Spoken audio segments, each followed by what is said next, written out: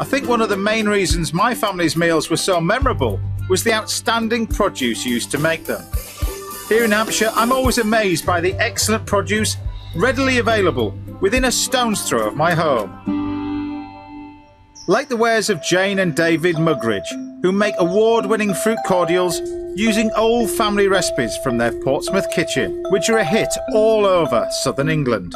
Drinking these is like time travelling back to your school days. We make quite a large range of cordials. We try to follow the seasons. We make a raspberry and elderflower, lemon and borage, lime and lime mint, all sorts of unusual things. Rhubarb and ginger, which is very good as a soft drink, but equally good in gin and champagne. Jane's family have had an appetite for what you might call posh squash for over 100 years. I've made cordials since I was little. They're from my grandmother's recipe, Grandmother Mabel.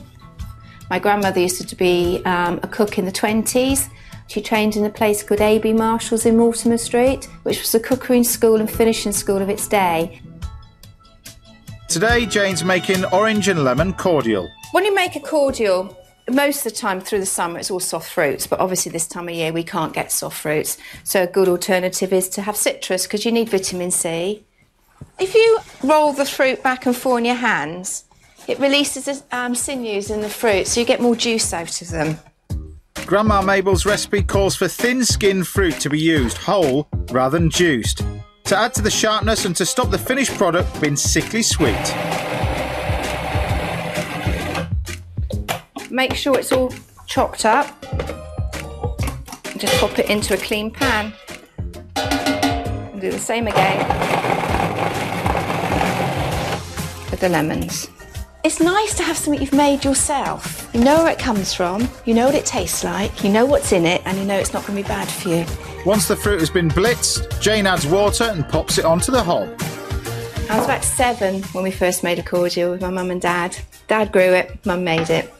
Dad wasn't allowed in the kitchen because he burnt everything. Luckily, Jane's got her granny's gift for cooking and still makes this old-fashioned favourite the traditional way. A sieve and muslin, almost the same as my grandmother Mabel would have used. Can't get any simpler than that. Such a pretty colour. Put your sugar in, and we add some citric acid.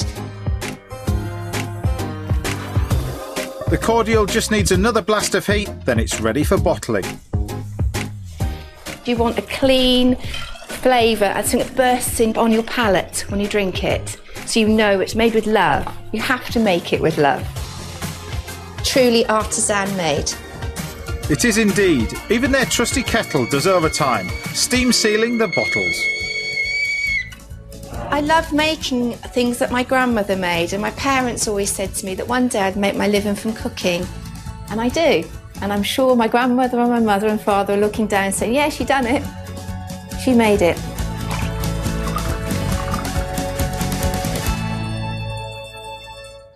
It's great to have such quality cordials nearby, especially as Jane's come in with some for me to use for my raspberry jelly with lime syrup and homemade ice cream. A modern take on a kiddie party classic. This is kind of like a grown-up version of jelly and ice cream, using some of this amazing cordial that we got there. So first of all, I'm going to make the jelly part of it. Step 1, make the sugar syrup by adding sugar into a pan of hot water. Whilst the sugar dissolves, soften some of the gelatine leaves in cold water. What have you brought along for me then? This is rhubarb and ginger. Got some water in it to dilute it down. You go drink Do you need neat. water or you didn't drink it neat? Most chefs drink it neat. Yeah, that is delicious. I always think with cordials, it literally coats your mouth as well with flavour. It's like the best fruit juice, isn't it, really? That hit. And now I'm going to pour out a litre of my syrup into a bowl and save the rest to make a sauce later. Then I take out the soaked gelatin leaves and whisk them into the syrup, which will transform it into a set jelly. And now I need to flavour this, so we need to pick one. What's this one? Raspberry and English elderflower. Raspberry. I don't need to go any further. That's the one, isn't it? That is Definitely. Fantastic. Got to have a bit of that. Which is this one? Is it this one? And you say you make about 500 bottles a day? 500 bottles a day, and you've got all that old kettles just sealing up all these. That's my husband's job. That's great, isn't it? Yeah. This is. Ollie's just stood there all day just doing that. You get all the glory, he gets all the. What a life, eh? I feed him though. Oh dear, oh, that's quite nice, isn't it? Right, this is like a grown-up version of jelly, so a little bit of vodka. Right, we're going to make our little terrine now. And to make sure it turns out perfectly, oil the mould first before lining it with cling film. So when you press it in, it will stick to the mould. So once you get to that stage, you want some ice in the tray. Bit of water. And then this is the fun bit, really. It's a bit like making cordial. You can use whatever you want. So we take a ladle full of this. And then you've got your fantastic raspberries here. So you can use different fruits, different flavours and different alcohol bases then? Don't go nicking the recipe, Jane, you know. We've seen it at a farmer's market, coming to a farmer's market near you. Definitely. Jane's Elderflower cordial terrine, as seen on TV. So the idea is you basically layer this up. You see you've got one layer? Yep. Now what you can do is keep it in the ice and you keep building it up. But what I've got in the fridge, just to show you, is I've got one here, you see? So how long does that take to set the tray? Literally, when you've got warm jelly like this, it'll only take about 10 minutes, but this is a dish that if you've got time on your hands, then this is ideal. You keep layering this up. So a pudding's your favourite then? Well, I think so, really, yeah. And butter and cream. What made you think that? I don't use much butter. What made you think that? There, and you just keep layering this all up. And ideally, you can pop it in the fridge in the ice. As you go, build it all up, build up all the layers, and you've got a lovely little terrine. Now for our ice cream. Now, I'm sure Granny knew how to make ice cream. How do you make yours? I make custard, proper custard. Well, that's what I'm about to do. Do you know the recipe off by heart? No. Come on, Granny knew the recipe off by heart. 1 litre of proper custard is 8 eggs, all right? Now, the more egg yolks you put in, the richer the ice cream will become. The more sugar you put in, the thinner the ice cream will become. Really? Because sugar will act as a defrosting agent. Right. Double cream, full fat milk. And then what we do is take some vanilla.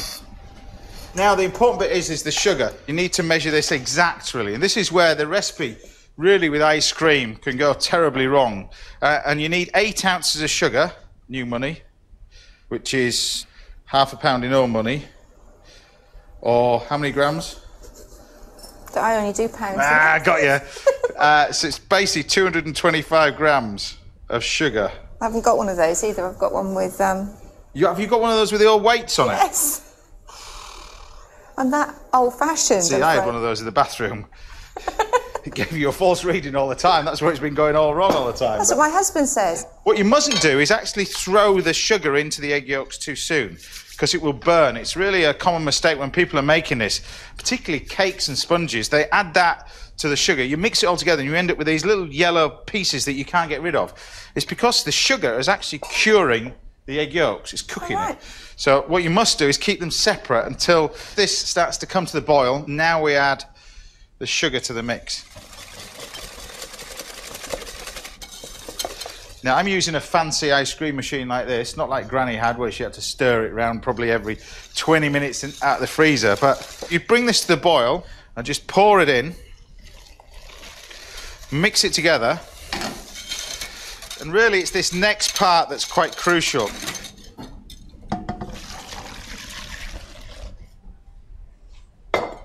You can tell when it's going to be ready because it starts to get thicker and thicker and thicker.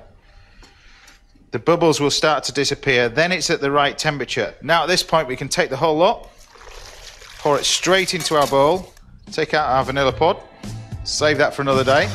It only takes half an hour to freeze in my modern machine, which is ample time for me to rustle up a little something that will take this dish to the next level. Right, we've got the remaining syrup here. What we're going to do with this is just make a lovely sauce with this. All I'm going to do is choose another one of Jane's cracking cordials, this time lime and mint for a bit of contrast, and warm it up. I want a clear sauce, so I'm going to use arrowroot powder instead of corn flour to thicken it, and I dissolve that into the syrup I saved earlier. Lime zest will perk it up no end, and once you've added the thickened syrup to the hot cordial, throw in the lime zest, and that's your sauce sorted. Yeah, taste that. Dip your finger in there. It's lovely. Well, you see? Very nice.